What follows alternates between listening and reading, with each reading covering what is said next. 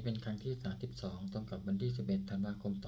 2568ข้าพเจ้านายธนนท์ พรอุดมบุญนาถขอเป็นวาจาสาธยายพุทธมนต์ถวายเป็นพุทธบูชาธรรมบูชาสังฆบูชาและเป็นอาจาริยบูชาแด่องค์พระควันปฏิเถระเจ้าองค์หลวงปู่สำเร็จรุ่นหลวงปู่บุญเดชหลวงปู่ศรีลา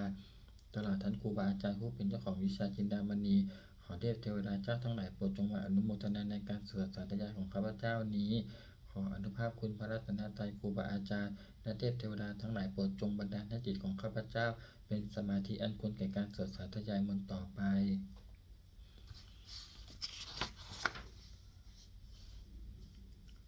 บทสวดชุมนุมเทวดาสัมมันตาจักรวาเลสุอัตตาขฉันตุเทวตาสัตตมังมุนิราชสสุนันตุสขาโมขทังสักเคกาเมจรูเปคิริสิการตเตจันตลิเขวิมาเน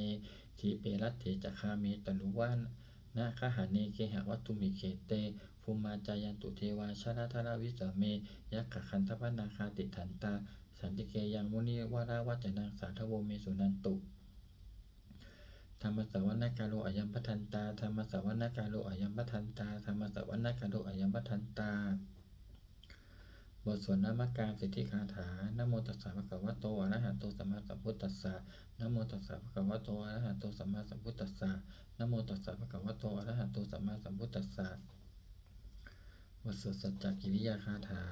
นัตถิเมสรนังอัญญังพุทโธเมสรนังวรังเอเตนะสัจจวัชเชนะสติเมโหตุสัพพทานัตถิเมสรนังอัญญังธัมโมเมสรนังวรังเอเตนะสัจจวัชเชนะสติเมโหตุสัพพทานัตถิเมสรนังอัญญังสังโฆเมสรนังวรังเอเตนะสัจจวัชเชนะสติเมโหตุสัพพทา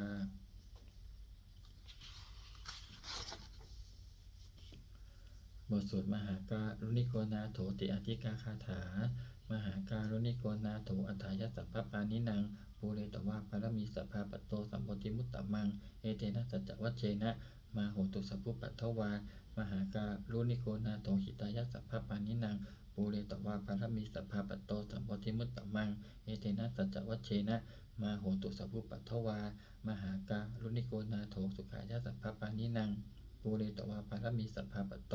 สัมโพธิมุตตมังเอเตนะสัจจวัชเชนะมาโหตุสัพพุปัทถวา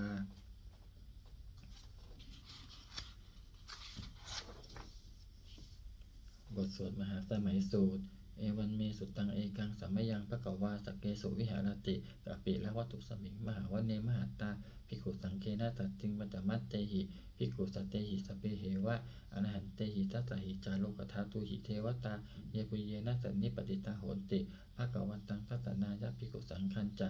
อัตถโขจตุนังสุทาวาสกายิกานังเทวานังเอตตาโหสิอายังโขภควาสเกสุวิหารติกะปิละวัตถุสมิงมหาวเนมหาตาภิกขุสังเคนะสัจจิงปัจจมัตเตหิภิกขุสัตเตหิสเปเหวะอรหันเตหิทัสสหิจารุกธาตุหิเทวตาเยปุเยนะสันนิปติตาโหติภควันตังทัสสนายะภิกขุสังคัญจะยันนูนะมยามปิเยนะภควาเตนุปสังกัมเมยามะอุปสังกัมมิตวาภควโตสันติเกปเจกคาถาภาสยามาติอัตถโขตาเทวตาสยถาปินามะภรวาปุริโสสัมมันจิตังวาภาหังภาษาเนยะภาษาลิตังวาภาหังสัมมิเชยะเอวะเมวะสุทาวาเสสุเทเวสุอันตรหิตาภควโตปุระโตปะตุระหังสุอัตถโขตาเทวตาภควันตังอภิวาเทตวาเอกมันตังอัฏฐังสุเอกมันตังทิตาโขเอกาเทวตาภควโตสันนิเกอิมังคาทังอภาติมหาสัมมโยปวนาสมิงเทวกายาสมาคตาอาคตัมหะอิมังธรรมสัมมยังสัจจิตาเยวะอปาราชิตสังคันติอัตถโขอภาราเทวตาภควโตสันนิเกอิมังคาทังอภาติตตภิกขโวสัมมาทหังสุจิตังอัตตโนจุปูชุกัมมะกังสุสารทีวะเนตานิเหตวาอินทริยานิลักขันติปันทิตาติอัตถโขอปาราเทวตาภควโตสันนิเกอิมังคาทังอภาสิเฉตวาขีลังเฉตวาปรีคังอินทขีลังโอหะจัมมะเมชาเตจารันติสุทาวิมลาจักขุมัตตาสุตันตาสุโสนาคาติอัตถโขอปาราเทวตาภควโตสันนิเกอิมังคาทังอภาสิเยเกหิพุทธังสรณังคัตตาเสนเตคมิสันติอปายภูมิงปะหายะมนุสังเทหังเทวกายังป าลิบุเรสันติติอัตถโขภควาภิกขุอามันเตสิเยปุเยนะภิกขเวทัสสสุโลกธาตุสุเทวตาสันนิปติตาโหติตถาคตังทัสสนายะภิกขุสังคัญจะเยปิเตภิกขเวอเหสุงอธิตมัฏฐานังอรหันโตสัมมาสัมพุทธาเตสัมปิภควันตานังเอตปรมาเยวะเทวตาสันนิปติตาอเหสุงสยถาปิไมหังเอตระหิเยปิเตภิกขเวภวิสันติอนาคตมัฏฐานังอรหันโตสัมมาสัมพุทธาเตสัมปิภควันตานังเอตปรมาเยวะเทวตาสันนิปติตาภวิสันติสยถาปิไมหังเอตระหิอติยิสามิภิกขเวเทวคายานังนามานิกิตยิสามิภิกขเวเทวคายานังนามานิเตติสามิภิกขเวเทวคายานังนามานิตังสุนาตัสสาทุกังมนาติกาโรตะภาติสามิติเอวันพันติติโขเตภิกขุภควโตปัจจโสสงภควาเอตทะโวจะ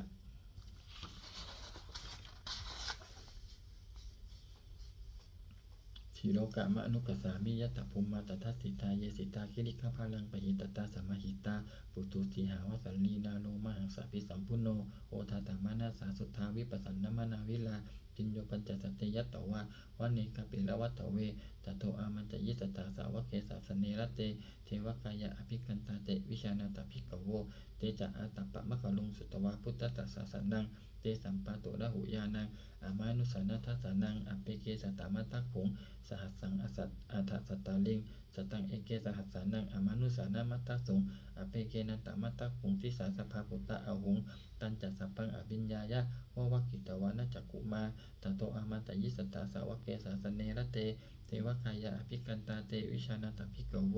เยโวหังกิตยิสามิขีราหิอนุปุปโสสตสหัสสาวยขาภูมากาปิละวัตโตวาอิทิมันโตชุติมันโตวันนะวันโตยัสสติโน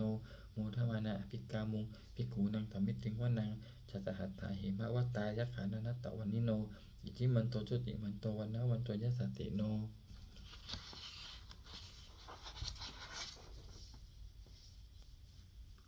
โมทมานาอภิกามุงภิกขุนังสัมมิติงวนังสาธาคิลาสิสหัสสายะขานานัตตวันิโนอิทิมันโตชุติมันโตวันนะวันโตยัสสติโน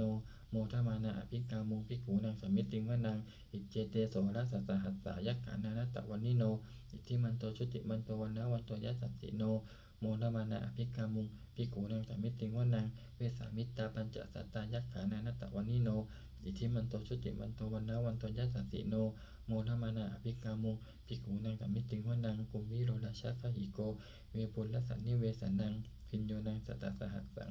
ยักขานังปยิรุปาสติกุมพิโรราชาคหิโกโสปาคัสสามิติงวนังปุริมันจัติสังราชาทัตตะรัตโถปัสสาสติพันธพานังอาทิปติมหาราชายสติโส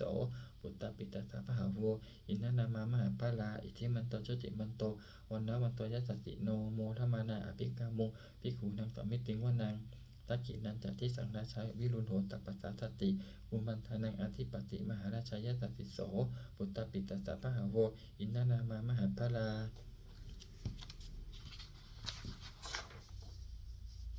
อิติมันโตชุติมันโตวันนะวันโตยัสสติโนโมทมานาอภิกามุงภิกขุนังสัมมิติงวนังปัจจิมันจัติสังราชาวิรูปโขปัสสาสตินาคานังอาทิปติมหาราชายสติโสปุตตปิตัสสะพหาโวอินนานามามหาปาลาอิทิมันโตชุติมันโตวันนะวันโตยัสสติโตยะวันนะวันโตยัสสติโนโมทมานาอภิกามุงภิกขุนังสัมมิติงวนังอุตตรัญจทิสังราชาหุเวโรตปัสสาสติยักขานังอาทิปติมหาราชายสติโสปุตตปิตัสสะพหาโวอินนานามามหาปาลาอิทิมันโตชุติมันโตวันนะวันโตยัสสติโนโมทมานาอภิกามุงภิกขุนังสัมมิติงวนังปุริมาทิสังทัตตะรัตโตตะกิเนนะวิรุหโกปัจฉิเมนะวิรูปโขกุเวโรอุตรังทิสังจัตตารโรเตมหาราชาสัมมันตาจตุโรทิสาทัตถัลมานาอัฏฐังสุวาเนกาเประวัตตเวเตสังมายาวิโนทัสสาอาคูวันจนิกาตัฏฐามายากุเตทุเวเตทุวิภูจวิภูโตสหะจันทโนกามัสเสโตจักกินนุคันทุนิคันตุจักปะนาโทโอปะมัญโยจักเทวสุโตจักมาตาลิจิตตเตโนจักขันตโพนาโลราชาชโนสัพโพ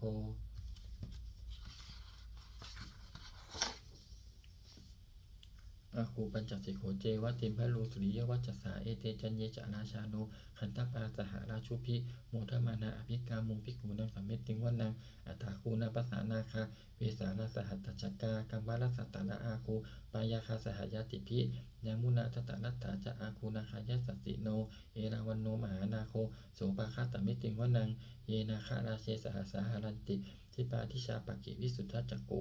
วิหายสาเตวนามัจจปัตตาจิตตาสุปันนาอิติเทสนามังอาภยันตทานาคาราชานามาติสุปันนโตเขมะมะกสิพุทโธสันหาหิวาจาหิอุปะวะหยันตานาคาสุปันนาสารนามักังสุพุทธังขีตาวชิระหัตเถนะสมุตังอสุราสิตาภาตโรวะภาตโรวาสวัสเสเตอิทิมันโตยัสสสิโนกาลกัญจามหาพิสมาอสุราธานเวคัสสาเวปจิตติสุจิตติจัปปหาราโทนะโมจีสหสัตตัญจะภาลิปุตตานังสเพเวโรจันนามักกาสันนหิตวะพะลิงเสนังลาหุพัทธมุปาขมูสัมมโยธานิปัตตันเตทิขูนังสัมมิติงวนังอาโปจัตเทวาปัทวีจัตเทโชวโยตถาคมุงวรุณาวรุณาเทวาโ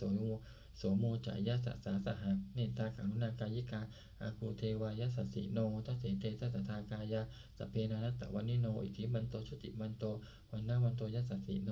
โมทมานาอภิกามุงภิกขุนังสัมมิติงวนังเวดูจะเทวาสาลีจะอสมาจตุเวยมาจันทสุปนิสาเทวาจันทมาคูปุลกิตาสุริยสุปนิสาเทวาสุริยมาคูปุลกิตานักขัตตานิปุลกิตวาอาคูมันละวะละหักกาวะสูนังวะสวเสโทสโกบาคาปุลินทโทตัสเสเตสัตถากายาสัพเพนันตวันิโนอิทิมันโตจุติมันโตวันนาวันโตยัสสสิโน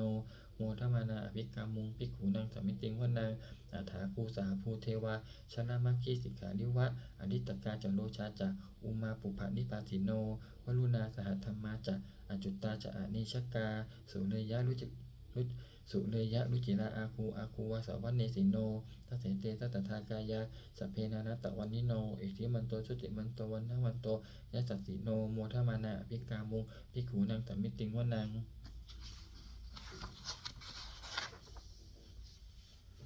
สมานามหาสมานามานุสามานุสุตตามากิทาปตุสิกาอาคูมโนปตุสิกาอัตถาคูหายโยเทวาเยจะโลหิตตวาสิโนปาลคามหาปาลคาอาคูเทวายะสัสสิโนทัสเสเตสัตถากายาตัพเพนานัตตวันนิโนอิทิมันโตชุติมันโตวันนาวันโตยัสสสิโนโมทมานาอภิกามุงภิกขุนังสัมมิติงวนังสุกากาลุมหาอรุณาอาคูเวคานาสาสหะโอทาตะไคหาปาโมกขาอาคูเทวาวิจักขณาสัทธามัตตาหาราคชามิสกาจยัสสสิโนทานายังอาคาปชุนโนโยนิสาวิวัสติทัสเสเตสัตถากายาสัพเพนานัตตวันิโนอิทิมันโตชุติมันโตวันนาวันโตยัสสสิโนโมทมานาอภิกามุภิกขุนังสัมมิติงวนังเขมิยาตุติตายามากัตกาจยัสสสิโนตัพพิตกานามาเศรษฐาโชตินามาจะอาสวานิมันนาติโนอาคูอัฏฐาคูปะละนิมิตาทัสเสเตสัตถากายาสัพเพนานัตตวันิโนอิทิมันโตชุติมันโตวันนาวันโตยัสสสิโนโมทมานาอภิกามุภิกขุนังสัมมิติงวนัง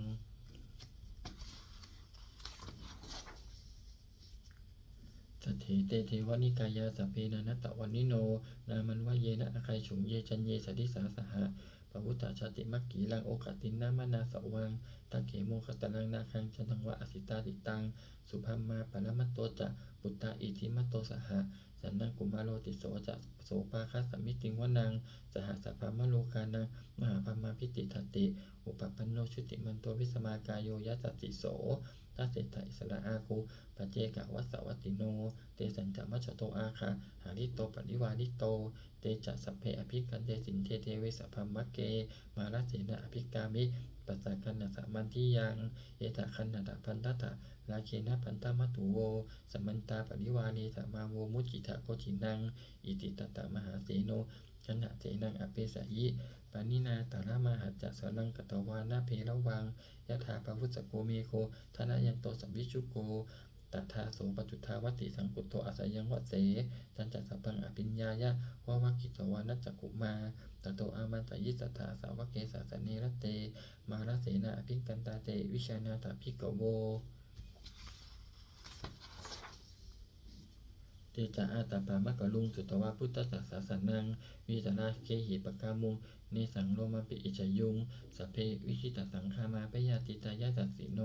โมตันติสหภูเตหิสาวกาเตชะเนสุตาติบทสวดจุลชัยยปกรณ์นะโมเมพุทธเตชะสารัตนัตยะธรรมิกาเตชะปสิทธิปสีเทวานารายะภาระเมสุราสิทธิพรหมาจะอินทาจะจตุโลกาคัมภีรขากาสมุทธาภูตุงกังกาจะสัพพมะชัยยะปสิทธิภวันตุเตชัยยะชัยยะตระนิอุทธินาทีชัยยะข้าคนละตนละนิสัยนิไรใส่เจนะเมรุราชพลนรชีชัยยะคัมภีรโสภีนาเกณทนาคีปีศาจจักภูตกาลีชัยยะตุนิมิตตาโลคีชัยยะสิงกีสุธาทานะมุขชาชัยยะวรุณะมุขสาตาชัยยะจัมปาทินาคะกุลคันตกะชัยยะคัจฉคนนัตุลงสุขาระผู้ชงสียะพยคทีปาชัยยะวรุณะมุขยาตาหิตะเสนานิปุณสุทินรดีชัยยะสุขาชีวีชัยยะธรณีตะเลสุตถาสุชัยยะธรณีสานติงตถาชัยยะมังกาลารัญญาภวเคชัยยะวรุณยักเขชัยยะลักขเสสุรพุชเตชา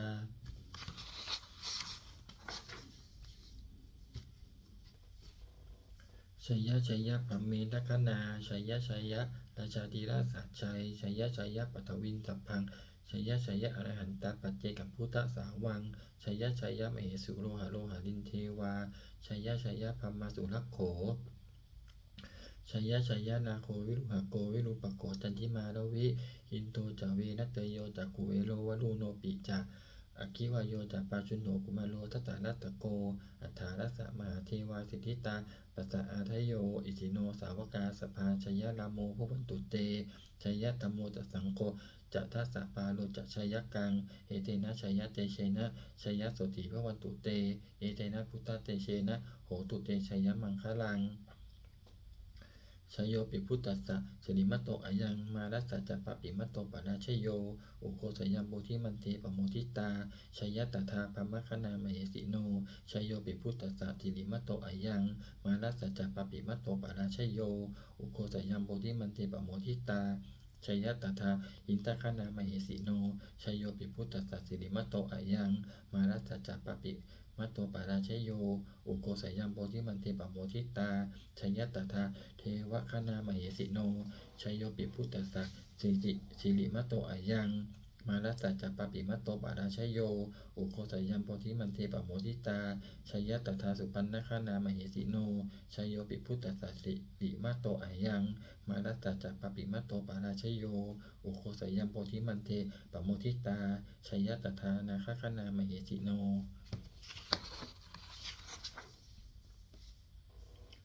ชโยปิพุทธัสสะสิริมัตโตอายังมารัสสะจัปปะปิมัตโตปะราชโยอุโกสยัมโพธิมันเตปะโมทิตาชัยยะตถาสัพพัมมคณามเหสิโนชัยยันโตโพธิยามูเลสักยานังนันทิวัตโนเอวังตวังวิชโยโหหิชยสุชยมังคะเลอปาราชิตปัลลังเกสีเสปัทวิโปคะเลอภิเสเกสัพพะพุทธานังอคัปปโตปโมทัตติสุนัขขัตตังสุมังคะลังสุปะพาตังสุหุติตังสุขโนสมุหุตโตจัสุยิถังปมัจจาริสุปัฏฐกินังกายกัมมังวาจากัมมังปัฏฐกินังมโนกัมมังปณิทีเตปัฏฐกินานิกตวานาลพันตเถปัฏฐกิเน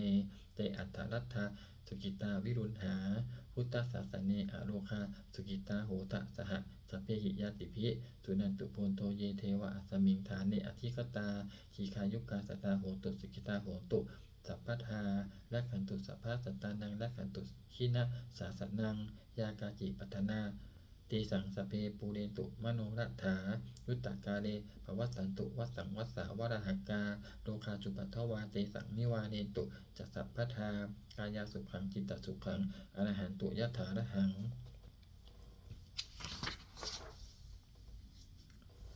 บทสวดธรรมนิยามสุตตังเอวันเมสุตตังเอกังสัมมยังภควาสาวัติยังวิหารติเชตะวะเนอนากะปินทิกัสสะอาราเมตตะโขภควาภิกขุอามันเตสิภิกขโวติพัฒ นเตติเตภิกขุภควโตปัจจโสสุภควาเอตทะโวจาอุปาทาวาภิกขเวตถาคตานังอนุปาทาวาตถาคตานังทิตาวสาธาตุธรรมทิตตาธรรมนิยามตตาสพเพสังขาราอนิจจติตังตถาคโต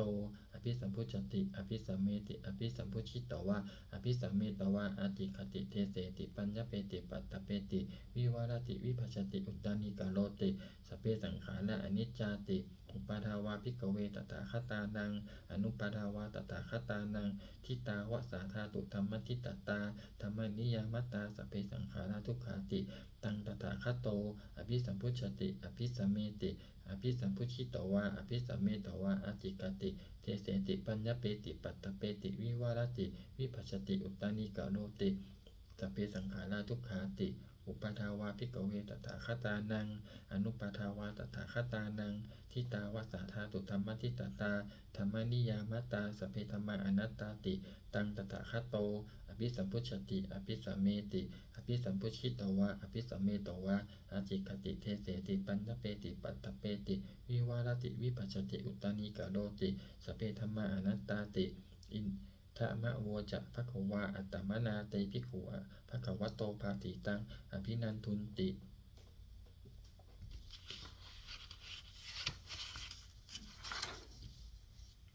บทสวดพัตเตกรัตตคาถาอติตังนารวาคะเมยะนปฏิกังเขอนาคตังบุคคลไม่ควรตามคิดถึงสิ่งที่ล่วงไปแล้วด้วยอะไรและไม่พึงพะวงถึงสิ่งที่ยังไม่มาถึงยะตาตีตัมปะยีนันตังอปปตัญจะอนาคตังสิ่งเป็นอดีตก็รับไปแล้วสิ่งเป็นอนาคตก็ยังไม่มาปัจจุบันนันจะโยธรรมังตถาตถวิปัสสติอสังหิรังอสังกุปปังตังวิธามะนุปโรหเยผู้ใดเห็นธรรมอันเกิดขึ้นเฉพาะหน้าในที่นั้นอย่างแจ่มแจ้งไม่งอนแง่นคลอนแคลนขอบคุณพ่อพูดอาการเช่นนั้นไว้อาชีวะกิจจมาตับปังโกชัญญามาลนังสุเวความเพียรเป็นกิจที่ต้องทำวันนี้ใครจะรู้ความตายแม้พรุ่งนี้นาหีโนสังขารนันเตนะมหาเสนีนะมัจจุนาเพราะการปรับเปลี่ยนต่อมัจจุราชซึ่งมีเสนามาย่อมไม่มีสำหรับเราเอวังวิหาริมาตาปิอโหรัตตมัตตันทิตังเวพเตกรัตโตติสันโตอจิกเตมุ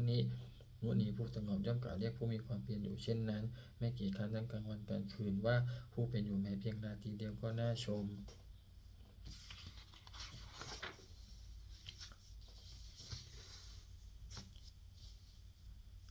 บทสวดธรรมะสังเวคะปัจจเวคนะสัพเพสังขารอนิจจาสังขารคือร่างกายจิตใจและรูปธรรมนามธรรมทั้งหมดทั้งที่มันไม่เที่ยงเกิดขึ้นแล้วดับไปมีแล้วหายไปสัพเพสังขาราทุกขาสังขารคือร่างกายจิตใจ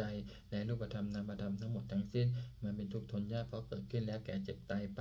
สัพเพธัมมาอนัตตาสิ่งทั้งหลายทั้งปวงทั้งที่เป็นสังขารและไม่ใช่สังขารทั้งหมดทั้งสิ้นไม่ใช่ตัวไม่ใช่ตนไม่ควรถือว่าเราว่าของเราว่าตัวว่าตนของเราอทุวังชีวิตตังชีวิตเป็นของไม่ยั่งยืนทุวังมรณังความตายเป็นของยั่งยืนอาวสังมยามลิตพังอันเราจะพึงตายเป็นแท้มรณะปริโยสานังเมชีวิตตังชีวิตของเรามีความตายเป็นที่สุดแล้วชีวิตตังเมอนิยตังชีวิตของเราเป็นของไม่เที่ยงมรณังเมนิยตังความตายของเราเป็นของเที่ยงวัตตะควรที่จะสังเวชยังกายโยอจิรังร่างกายนี้มีได้ตั้งอยู่นานเปตวิญญาโนขันธ์ปราศจากวิญญาณฉุดโทอันเก่าทิ้งเสียแล้วอธิเศษสติจากนอนทับปัทวิงซึ่งแผ่นดินกลินขลังอิวะประดุจดังว่าต้นไม้และท่อนเตือนี่ละสังหาประโยชน์มิได้อนิจจาวัตสังขาราสังขารทั้งหลายไม่เที่ยงหนออุปาทะวยธรรมิโนมีความเกิดขึ้นแล้วมีความเสื่อมไปเป็นธรรมดาอุปชิตวานิรุชันติการเกิดขึ้นแล้วย่อมดับไปเตสังอูปัสสโมสุโขความเข้าไปสงบระงับสังขารทั้งหลายเป็นสุขอย่างยิ่งสัพเพสัตตามนันติจะสัตว์ทั้งหลายทั้งปวงกำลังตายอยู่มะลิงสุจะมะลิสเลที่ตายแล้วและกำลังจะตายตเทวหังมะลิสามิแล้วก็จะตายอย่างนั้นเหมือนกันนัตถิเมเอตสังสยโยความสงสัยในความตายนี้ย่อมไม่มีแก่เราเลยบทสวดเมตตายังกินจิกุสลังกัมมังสัพเพหิพระเตหิกตังปุญญังโนอนุโมทันตุสุนตุโพนโตเอเทวะอัสมิงฐาเนอธิคตาธิกายุกาสัทธาโหนตุสุกิตาโหนตุทุกขะปะมุญจันตุมาตาปิตาสุกิตาโหนตุทุกขะปะมุญจันตุสัพเพยติกาสุกิตาโหนตุทุกขะปะมุญจันตุสัพเพอยติกาสุกิตาโหนตุทุกขะปะมุญจันตุสัพเพปิสาสัพเพยัคขาสัพเพเปตาสุกิตาโหนตุทุกขะปะมุญจันตุสัพเพอาจาริยุ ปัจฉายะสุกิตาโหนตุทุกขาปมุญจันตุสัพเพนัคขตาสุกิตาโหนตุทุกขาปมุญจันตุสัพเพเทวาสุกิตาโหนตุทุกขาปมุญจันตุสัพเพสามาตินังสมิจฉันตุโวบทสวดบูชาหลวงปู่ทวดนะโมโพธิสัตว์โตอาคันติมายะอิติภควานะโมโพธิสัตว์โตอาคันติมายะอิติภควานะโมโพธิสัตว์โตอาคันติมายะอิติภควา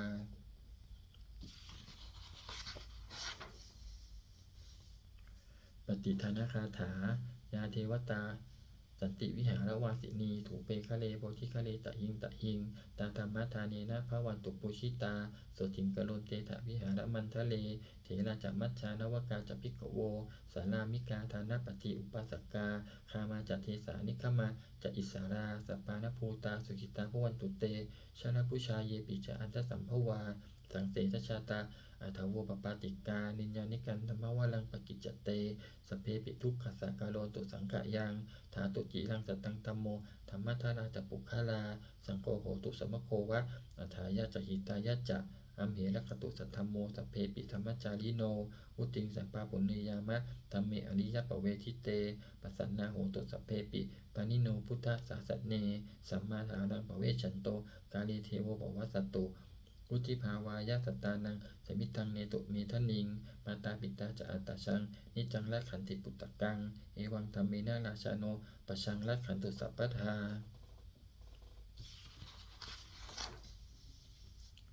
เทวตาอุโยชนะคาถาทุกขปัตตาจันนิทุกขาพยาปัตตาจันนิปยาโสกปัตตาจันนิโสกาโหตุสัพเพปิปานิโนเอตาวตาจะอามิสัมปตังปุญญสัมปทังสัพเพเทวานุโมทันตุสัพพะสัมปติสิทธิยาทานังทัทันตุสัทธายะถีลังละขันตุสัพพทาภาวนาพิรตาโหตุขัจจตุเทวตาขัตตาสุมังคละคาถาโหตุสัพพังสุมังคลังละขันตุสัพพะเทวตาสัพพะพุทธานุภาเวนะสติโหตุนิรันตารังโหตุสัพพังสุมังคลังละขันตุสัพพะเทวตาสัพพะธัมมานุภาเวนะสติโหตุนิรันตารังโหตุสัพพังสุมังคลังละขันตุสัพพะเทวตาสัพพะสังฆานุภาเวนะสติโหตุนิรันตารังสัพเพพุทธาบาลปัตตาปัจเจกานันจยังพลังอรหันตานันจเตเชนะละขันบันตามิสัพพโสหนึ่งสัพเพพุทธาบาลปัตตาปัจเจกานันจยังพลังอรหันตานันจเตเชนะละขันบันตามิสัพพโสสองสัพเพพุทธาบาลปัตตาปัจเจกานันจยังพลังอรหันตานันจเตเชนะละขันบันตามิสัพพโสสามสัพเพพุทธาบาลปัตตาปัจเจกานันจยังพลังอรหันตานันจเตเชนะละขันบันตามิสัพพโสสี่สัพเพพุทธาปราปัตตาปัจเจกานันจะยังพลังอรหันตานันจะเตเชนะละขันบันตามิสัพพโสห้าสัพเพพุทธาปราปัตตาปัจเจกานันจะยังพลังอรหันตานันจะเตเชนะละขันบันตามิสัพพโสหกสัพเพพุทธาปราปัตตาปัจเจกานันจะยังพลังอรหันตานันจะเตเชนะละขันบันตามิสัพพโสเจ็ดสัพเพพุทธาปราปัตตาปัจเจกานันจะยังพลังอรหันตานันจะเตเชนะละขันบันตามิสัพพโสแปดสัพเพพุทธาปราปัตตาปัจเจกานันจะยังพลังอรหันตานันจะเตเชนะละขันบันตามิสัพพโสเก้าด้วยอำนาจแห่งบุญกุศลที่ข้าพเจ้าได้สวดสาธยายพระพุทธมนต์นี้ข้าพเจ้าขอน้อมกราบอุทิศถวายเป็นพระราชกุศลแด่สมเด็จพระนางเจ้าสิริกิติ์พระบรมราชินีนาถพระบรมราชชนนีพันปีหลวงผู้เสด็จสู่สวรรคาลัยขออานิสงส์แห่งบุญกุศลนี้จงเป็นสัพพะสิริมงคลแก่ข้าพเจ้าให้แก่ข้าปลอดภัยจากทุกโศกโรคภัยอันตรายทั้งปวงให้มีแหล่งรายได้อันสุจริตมั่นคงเป็นสัมมาอาชีพอันชอบธรรมคำว่าไม่มีอดอยากยากจนขออย่าได้มีแก่ข้าพเจ้าขอให้ข้าพเจ้ามีสัมมาทิฏฐิตั้งมั่นในพระธรรมคำสอนแห่งองค์สมเด็จพระสัมมาสัมพุทธเจ้าดำรงอยู่ในความดีงามตลอดกาลนานอีกทั้งขอเทพเทวดาทั้งหลายผู้ได้อนุโมทนาสาธุการในบุญกุศลนี้โปรดประสิทธิ์ประสาทพรน้อมส่งอนุภาพมงคลอนุภาพแห่งมงคลไปสู่วัตถุมงคลพระปิตายอดเศรษฐีทั้งฝ่ายไทยและฝ่ายลาวรวมถึงวัตถุมงคลทั้งปวงที่30 สิ่งอมูลเลตได้จัดสร้างขึ้นให้เปี่ยมด้วยพุทธานุภาพเทวานุภาพและฤทธานุภาพอันศักดิ์สิทธิ์อำนวยผลให้เป็นสิริมงคลแก่ผู้ครอบครองและบูชาทุกประการเทอญ